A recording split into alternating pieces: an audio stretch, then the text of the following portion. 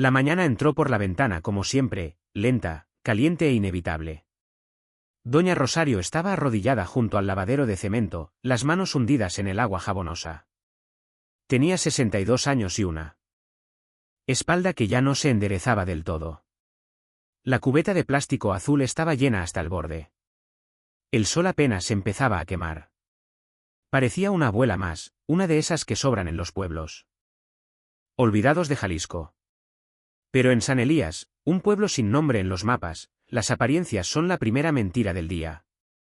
Más del 90% de las personas que escuchan estas historias no están suscritas. Y muchas nunca vuelven a escuchar lo que realmente pasa después. El ruido llegó antes que el polvo. Dos camionetas negras polarizadas con llantas que parecían morder el camino se detuvieron frente a la casa de Rosario con un chirrido seco. Las puertas se abrieron casi al unísono. 6 hombres bajaron, todos jóvenes, todos armados, fusiles colgando del pecho como parte del uniforme. El CJNG operaba en 27 estados del país, controlando rutas completas desde zonas urbanas hasta rancherías perdidas donde el gobierno no existía.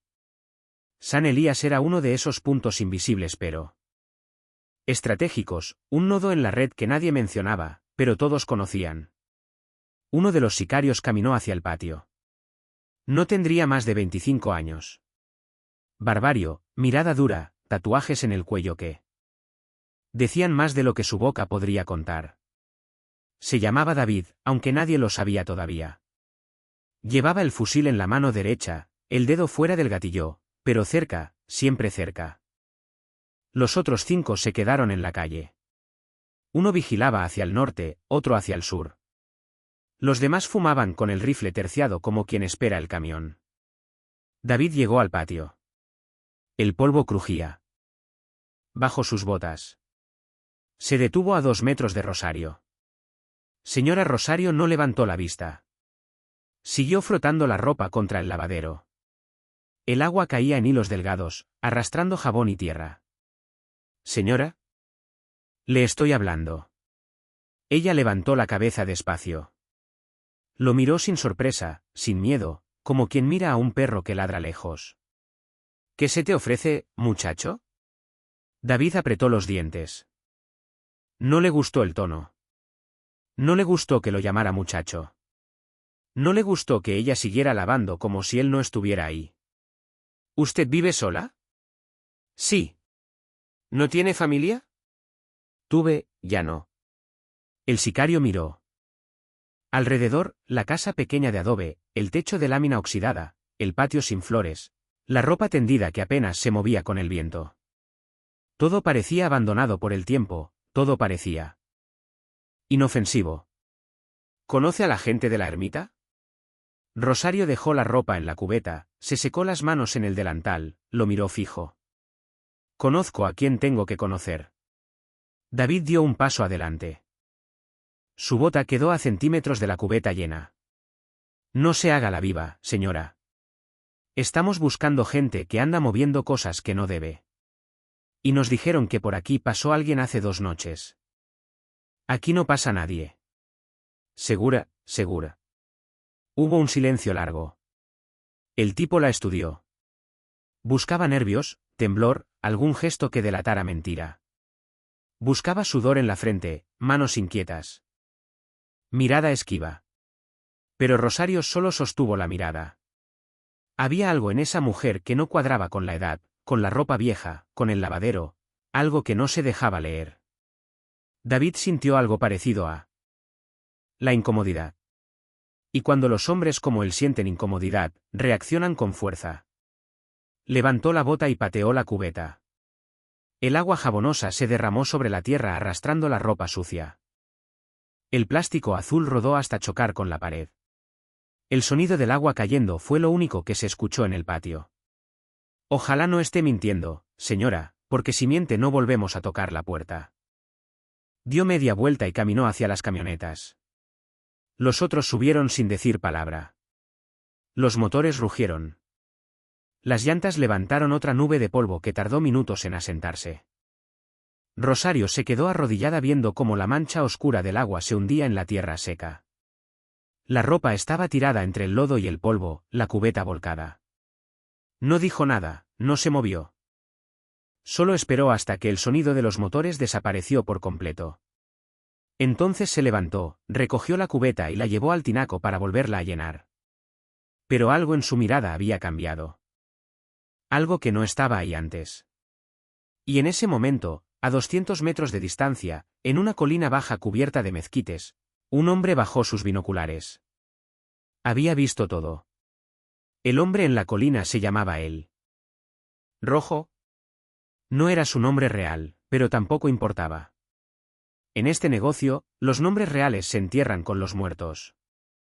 Tenía 40 y tantos años, cicatrices en los brazos que contaban historias que él nunca compartía, y una lealtad construida sobre sangre, no sobre promesas. Era operador de alto rango del CJ, veterano de las primeras guerras en Jalisco, de cuando el cártel todavía peleaba por separarse de Sinaloa y establecer su propio territorio. Había estado en la colina desde el amanecer, no porque estuviera vigilando a Rosario específicamente, sino porque San Elías estaba en su zona de control. Y en su zona nada pasaba sin que él lo supiera. Vio llegar las camionetas, reconoció los vehículos, eran de su propia gente, pero del equipo de Santiago. Un operador joven que manejaba la zona norte. Chavos impulsivos, con hambre de probar que servían para algo. El rojo vio a David bajar, vio cómo se acercó a Rosario, vio la conversación corta y vio el momento exacto en que David pateó la cubeta. Y en ese instante sintió algo parecido a la furia, pero más frío, más calculado. Guardó los binoculares en la mochila, bajó de la colina con pasos medidos, sin prisa. Subió a su camioneta gris, sin placas, sin distintivos. Arrancó despacio. No iba a hacer nada todavía. Primero iba a entender qué estaba pasando, luego iba a hablar y si no entendían, entonces sí iba a arreglar. Mientras conducía por el camino de terracería, pensó en la primera vez que había visto a Rosario. Fue hace 15 años. Él era otro, ella también. Y para entender por qué él rojo estaba dispuesto a arriesgar todo por una señora que lavaba ropa, hay que regresar al principio. El rojo no siempre tuvo ese nombre. En 2010, cuando apenas empezaba en esto, lo llamaban él Flaco. Tenía 23 años, más hambre que experiencia, y la certeza de que en este mundo solo había dos caminos, arriba o abajo. No había término medio. Un día lo mandaron a Guadalajara a recoger un paquete. No le dijeron qué contenía, no le dijeron de quién venía. Solo le dieron una dirección en la colonia Oblatos y una hora. 3 de la tarde. Llegó en moto. La casa era pequeña, pintura descascarada, ventanas con rejas. Tocó la puerta, salió una mujer mayor, pelo corto, sin arreglar, sin maquillaje, manos agrietadas de tanto trabajo, vestía un delantal descolorido. ¿Tú eres el que mandó Vicente? Sí, señora. Pasa. ¿Entró? La casa olía a café recién hecho y a tiempo viejo. La mujer le sirvió una taza sin preguntar si quería. Siéntate. El flaco se sentó. Tomó el café despacio. ¿Estaba caliente, dulce, bueno? ¿Sabes qué llevas?, preguntó la mujer. No, señora, solo me dijeron que viniera. Ella sonrió apenas. Una sonrisa que no llegó a los ojos. Así debe ser. Los que preguntan poco duran más. Le entregó un sobre amarillo sellado con cinta adhesiva gruesa. Parecía contener papeles. Nada más. No lo abras. No lo pierdas.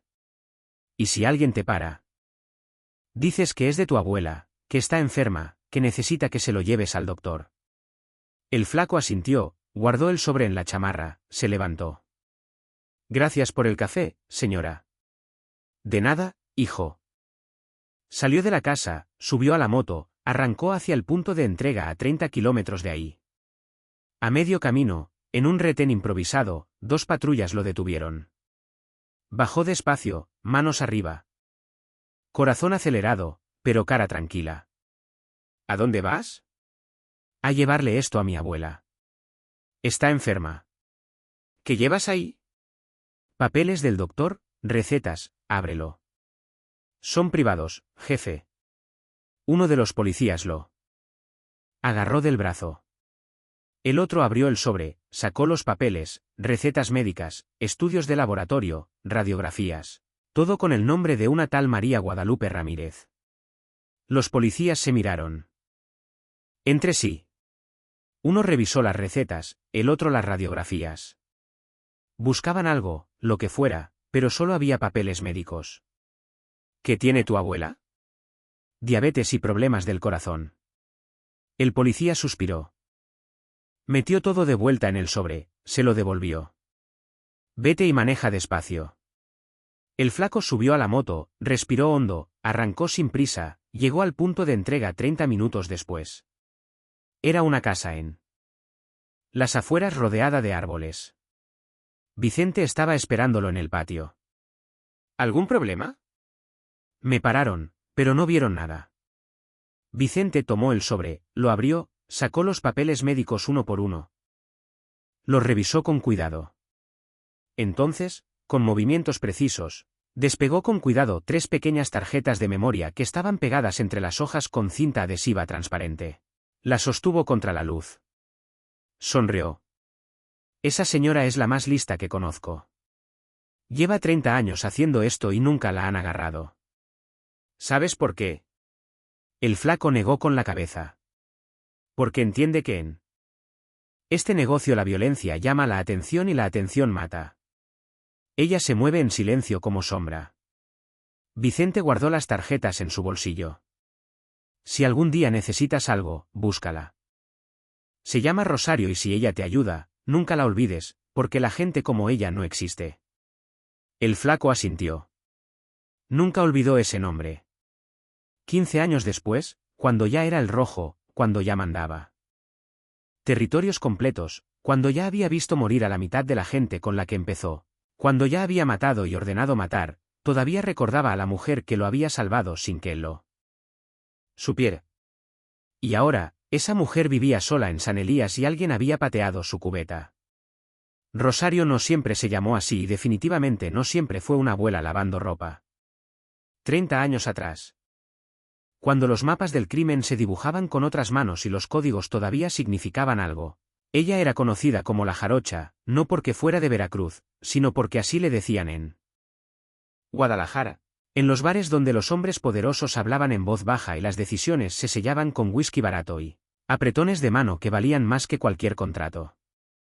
Llevaba vestidos ajustados que marcaban su figura. Fumaba cigarros americanos. Usaba tacones altos incluso cuando sabía que iba a caminar mucho y sabía más secretos que muchos jefes que se creían intocables. Nunca movió droga directamente, nunca disparó un arma, nunca torturó a nadie. Pero conocía rutas que no aparecían en ningún mapa. Conocía nombres que no estaban en ningún registro. Conocía cuentas bancarias en 3 países. Era la que llevaba mensajes cuando nadie más podía hacerlo. La que conectaba gente que no podía verse en público. La que sabía dónde estaban escondidos los que no debían ser encontrados. La que guardaba secretos que de salir a la luz habrían hecho caer imperios completos. Trabajó para los Valencia durante casi una década, cuando Michoacán todavía era territorio sin disputas mayores y el negocio se manejaba con reglas. En esa época el poder tenía códigos, se respetaba a quien sabía guardar secretos. Se valoraba la lealtad por encima de la ambición. Pero todo cambió a finales de los 2000. Las guerras empezaron, los códigos se rompieron. La violencia dejó de ser herramienta y se convirtió en espectáculo. Y la Jarocha supo que su tiempo se acababa.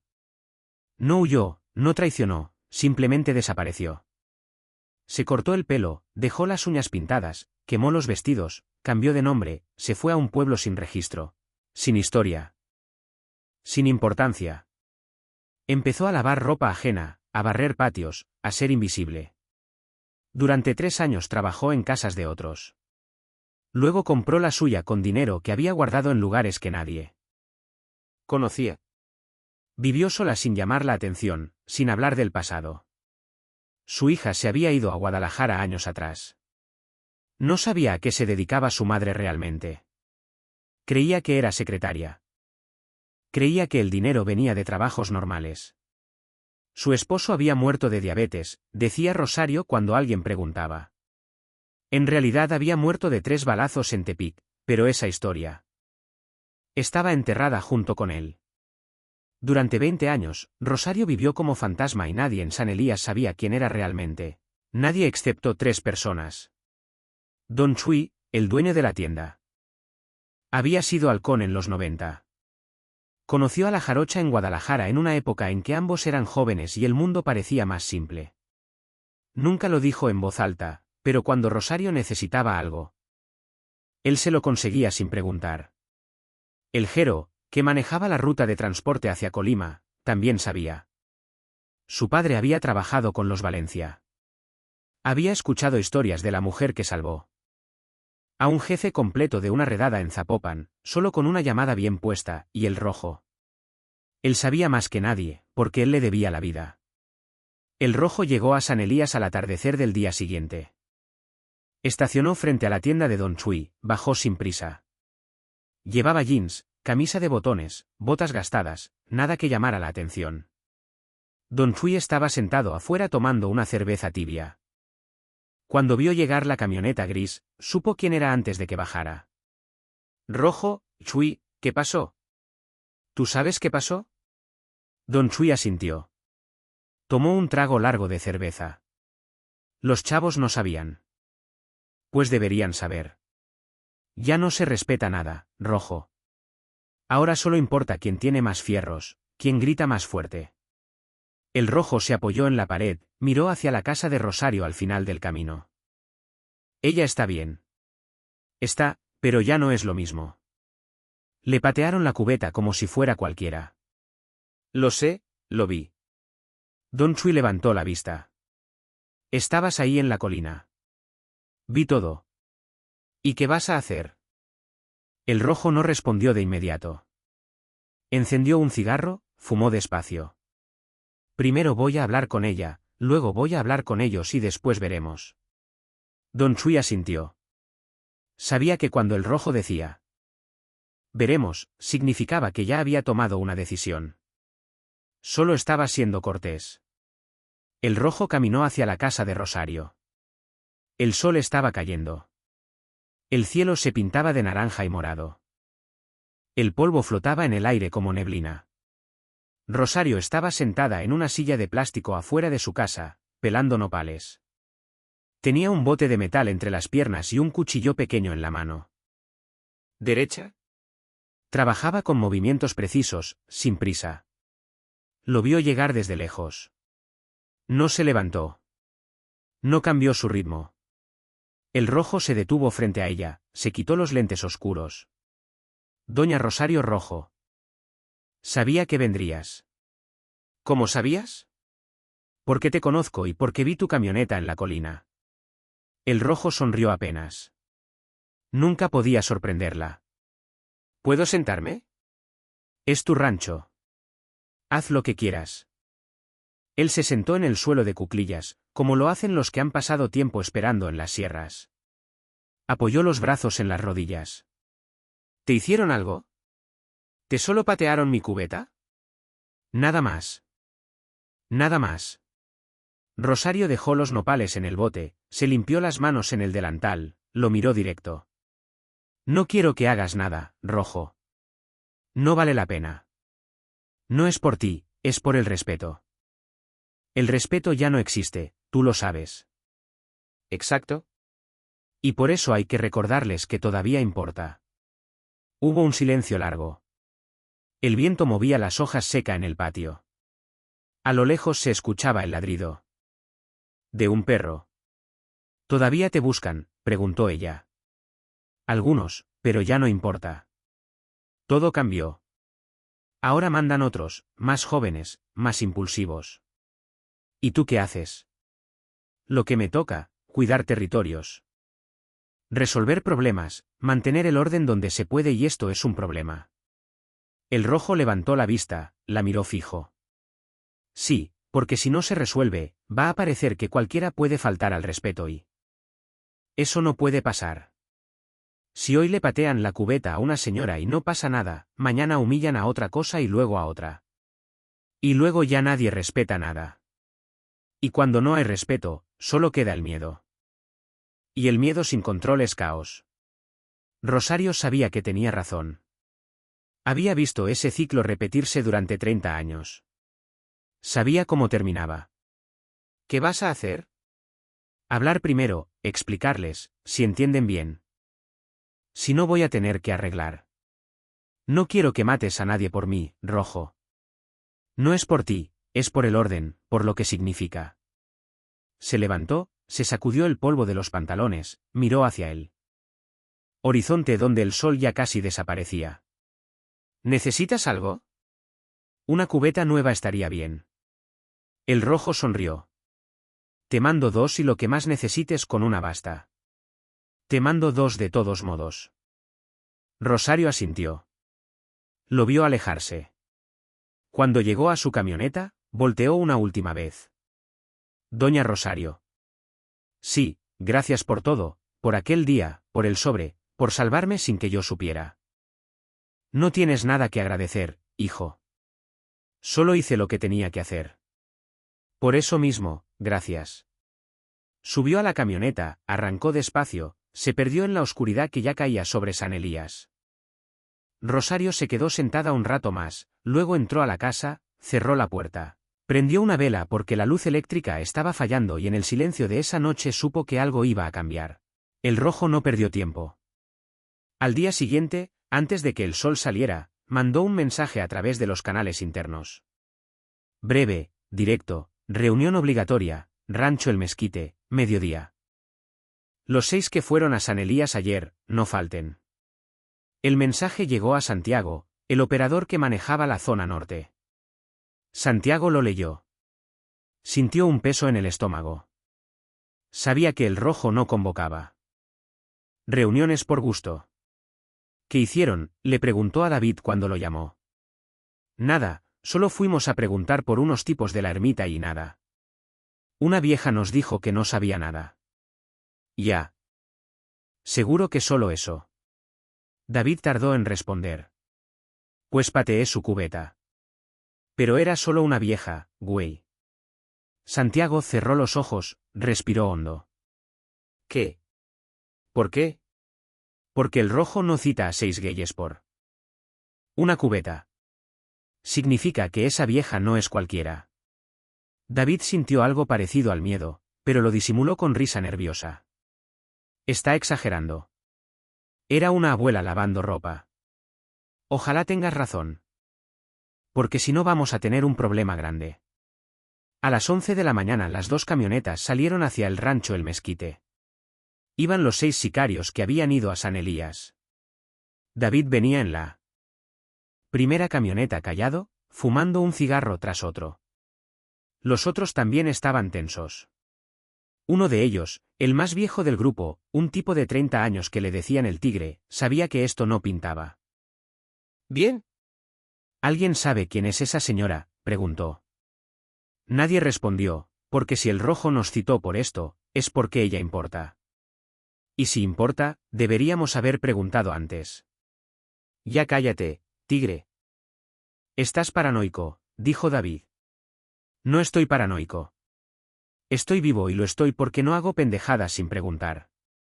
El rancho El Mezquite estaba a 20 kilómetros de San Elías, cerca de un arroyo seco. Era un terreno amplio con corrales vacíos y un cobertizo de lámina. Ahí el Rojo resolvía problemas que no podían resolverse en otro lado. Cuando llegaron, el Rojo ya estaba esperando, solo. Sentado en una piedra grande, con una botella de agua en la mano, sin armas a la vista, sin escolta. Eso puso más nerviosos a algunos, porque cuando el Rojo llegaba solo significaba que no necesitaba ayuda. Báñense, siéntense. Los 6 bajaron de las camionetas, se sentaron en el suelo formando un semicírculo frente a él. El Rojo los observó uno por uno, estudiando, leyendo. Nadie hablaba. El silencio pesaba como piedra. Finalmente, el Rojo habló. ¿Saben por qué los mandé llamar? Nadie contestó. Hace 2 días fueron a una casa en San Elías. Buscaban información sobre unos tipos de la ¿Ermita? Está bien, es su trabajo. Pero durante esa visita, uno de ustedes pateó una cubeta. David tragó saliva. Sintió que todos lo miraban. El rojo se levantó, caminó despacio frente a ellos. Esa señora, la del lavadero, tiene más tiempo en esto que todos ustedes juntos. Cuando ustedes ni siquiera habían nacido, ella ya estaba moviendo piezas que hoy ustedes ni entienden. Salvó gente que luego se volvió jefes, protegió información que habría hecho caer gobiernos completos y nunca, en 30 años, cometió un error. Se detuvo frente a David y tú le pateaste la cubeta como si fuera basura. David apretó los puños. Sentía la rabia subirle por el pecho, pero también sentía miedo. No sabíamos, dijo el tigre en voz baja. Nadie nos dijo. Exacto. No sabían. Y ese es el problema. Creen que porque traen un fusil y una camioneta ya lo saben todo, pero no saben una. El rojo se agachó frente a David, lo miró a los ojos. ¿Tú qué crees que pasaría si yo dejo ¿Que esto quede así? ¿Qué mensaje mando? David no respondió. Mando el mensaje de que cualquiera puede faltar al respeto y no pasa nada. Y cuando eso pasa, todo se desmorona. ¿Entiendes? David asintió apenas. El rojo se levantó. Van a volver a esa casa. Los 6. Le van a pedir disculpas y le van a llevar lo que rompieron. Nuevo, completo, y le van a decir que fue un error. ¿Entendido? Nadie respondió. Dije, entendido. ¿Entendido?, murmuraron. El rojo asintió, caminó hacia su camioneta. Antes de subir se volteó, ¿y si vuelvo a saber que alguien le falta al respeto? No voy a hablar, voy a arreglar. Y cuando yo arreglo, no quedan dudas. Arrancó, se fue levantando polvo. Los 6 se quedaron ahí en silencio. David escupió al suelo. ¿Vieja? ¿Quién se cree? El tigre lo miró con desprecio. No es quien se cree, es quien es. Y tú, casi nos entierras a todos. 2 días después, las mismas camionetas volvieron a San Elías. Esta vez llegaron despacio. Sin levantar polvo, sin música, sin ruido. Bajaron los 6. David venía al frente cargando una cubeta nueva de plástico grueso, marca reconocida, color azul intenso. También traía una bolsa con jabón, cloro, suavizante. Rosario estaba en el mismo lugar lavando ropa como si nada hubiera pasado, como si el tiempo no existiera. David se acercó. Los otros se quedaron atrás callados con la mirada baja. Señora Rosario levantó la vista, lo miró sin expresión. ¿Qué pasó con la educación?, preguntó ella sin sonreír. Venimos a disculparnos. ¿A disculparse o porque los mandaron? David tragó saliva. Sentía la garganta seca. Las dos cosas, señora. Rosario dejó la ropa, se secó las manos en el delantal, lo estudió un rato largo, buscaba sinceridad, buscaba comprensión. Buscaba algo que le dijera que esto no se iba a repetir. Déjala ahí. David puso la cubeta en el piso, puso la bolsa al lado, se quedó parado sin saber qué más hacer. ¿Algo más? No, señora. Solo queríamos decirle que fue un error. Los errores se pagan, muchacho. A veces con sangre, a veces con tiempo, a veces con respeto. Ustedes tuvieron suerte de que solo les costó esto. Debe. Asintió. No supo qué decir. Rosario señaló la puerta. Ya pueden irse. David dio media vuelta, caminó hacia la camioneta, pero antes de subir, Rosario habló de nuevo. Muchacho. Él se detuvo. Volteó. La próxima vez que busques algo, pregunta primero. Aquí todos sabemos más de lo que parece y lo que no saben puede matarlos. David no contestó, solo asintió. Subió a la camioneta. Cuando se fueron, Rosario levantó la cubeta nueva, la revisó. Era buena, resistente, mejor que la anterior. La llenó de agua, volvió a lavar, pero mientras frotaba la ropa, pensó en algo que no había pensado en años. Pensó en lo que pudo haber sido su vida si hubiera tomado otro camino. Y luego dejó de pensar, porque pensar en eso no cambiaba nada. En las semanas siguientes, San Elías volvió a su rutina. Las camionetas seguían pasando, los operativos continuaban. El CJNG seguía expandiendo su control por todo Jalisco y más allá, consolidando rutas, enfrentando rivales en Michoacán con bloqueos y enfrentamientos que dejaban muertos sin nombre. La guerra no se detuvo, nunca se detiene. Pero en ese pueblo pequeño, invisible en los mapas, algo había cambiado. Los sicarios nuevos empezaron a preguntar más antes de actuar, a escuchar a los viejos, a entender que no todo se resuelve con violencia. David nunca volvió a patear nada sin preguntar primero. Aprendió de la manera más humillante posible que en este negocio la violencia sin conocimiento es suicidio. El tigre se convirtió en el que explicaba las cosas a los nuevos. El que les decía, antes de entrar a una casa, pregunta. Antes de amenazar a alguien, averigua, porque nunca sabes quién es quién realmente. Y Rosario siguió lavando ropa, siguió siendo invisible.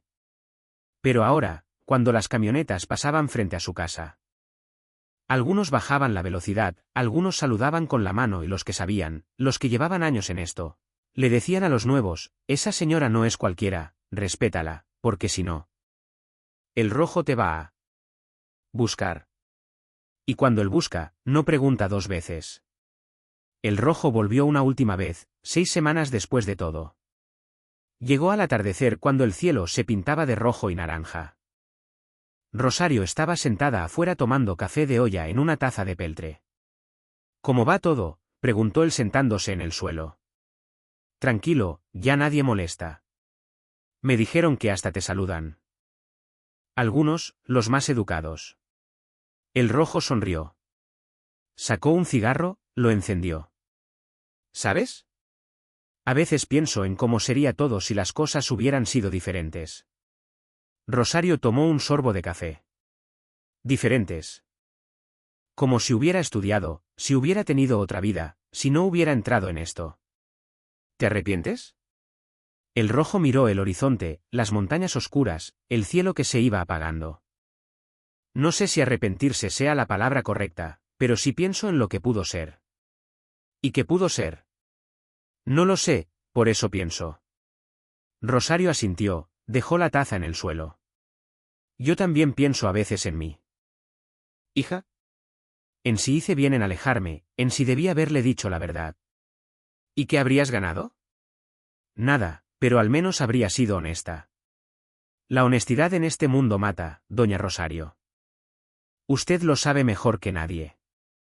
Hubo un silencio largo. El viento movía las hojas secas. A lo lejos, un gallo cantó fuera de hora. ¿Tú te arrepientes?, preguntó el rojo. Rosario tardó en contestar. Miró sus manos, las líneas profundas, las manchas de la edad. A veces cuando veo a una madre con su hijo, cuando escucho risas de niños, cuando pienso en todo lo que no tuve por estar en esto. Pero luego recuerdo que no había de otra, que hice lo que tenía que hacer para sobrevivir y se me pasa. El rojo asintió, terminó el cigarro, lo apagó en el suelo. Cuídese, doña Rosario, tú también. Rojo. Y gracias, Nay, por recordarles que todavía hay códigos, que todavía hay respeto. El rojo se levantó, se sacudió el polvo. Mientras yo esté vivo, va a haber. Después, ya veremos. Se fue caminando hacia su camioneta. Rosario lo vio alejarse hasta que las luces traseras se perdieron en la oscuridad. Luego entró a la casa, cerró la puerta, apagó la luz y en la madrugada siguiente, como siempre, volvió al lavadero, porque la ropa no se lava sola y el pasado, aunque uno quiera, nunca se enjuaga del todo. Pasaron meses, el CJNG siguió creciendo. Michoacán seguía siendo zona de guerra. Jalisco seguía bajo control absoluto del cártel y San Elías seguía siendo un punto más en esa red invisible de poder. Rosario cumplió 63 años. Nadie lo celebró. Ella tampoco quiso. Su hija la llamó desde Guadalajara. Mamá, ¿Cuándo vas a venir a visitarme? Pronto, hija, pronto. Siempre dices lo mismo, porque siempre es verdad. Su hija suspiró. Te extraño. Yo también, mi niña. Colgó. Rosario se quedó mirando el teléfono viejo un rato largo, luego salió al patio, llenó la cubeta. Empezó a lavar y mientras trabajaba pensó en algo que le había dicho el Rojo semanas atrás. La honestidad en este mundo mata. Tenía razón, siempre la tuvo. Por eso ella nunca le diría a su hija la verdad. Nunca le contaría quién fue, qué hizo, a quién salvó, a quién perdió. Porque algunas historias es mejor que mueran con quien las vivió. Un año después del incidente de la cubeta, San Elías seguía siendo el mismo pueblo polvoriento de siempre.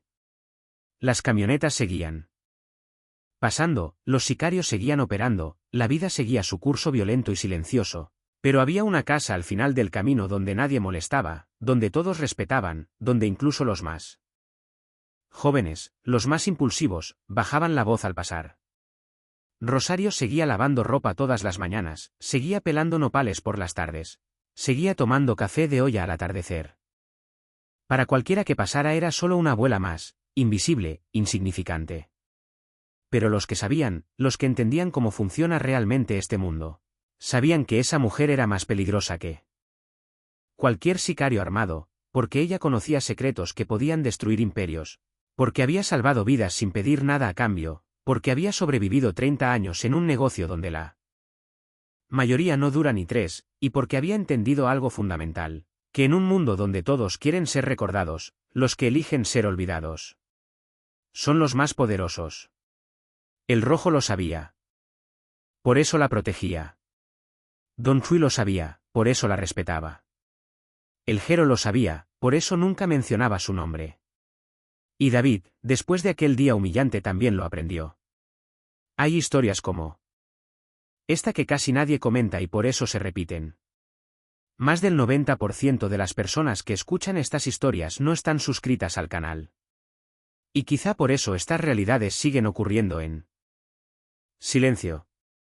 Porque mientras haya gente que patee cubetas sin preguntar, mientras haya quienes confundan la vejez con debilidad, mientras haya quienes crean que la violencia es poder, siempre habrá alguien lavando ropa en un pueblo olvidado, alguien que sabe más de lo que dice, alguien que fue más de lo que parece, alguien que si voltea a saber 2 veces ya desapareció.